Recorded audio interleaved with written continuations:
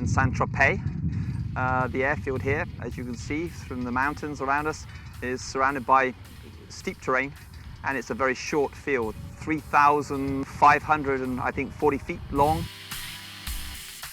My name is Peter Collins. I'm an experimental test pilot. I write independently for a magazine called Flight International. I've done about 25 assessments now.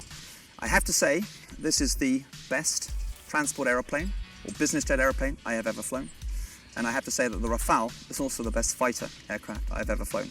And that's out of the 112 types I've flown in my life. How is it possible to get this sort of aeroplane into a field this short?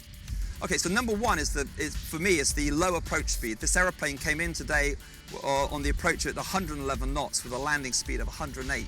This is very low for this class of aeroplane and equates to a small jet or even a turboprop. Number two is the fact that you've got a head-up display with a flight path vector, which allows the pilot to very accurately control where he's going with his flight path to the landing, and also is very predictable as to where he's going to land on the runway.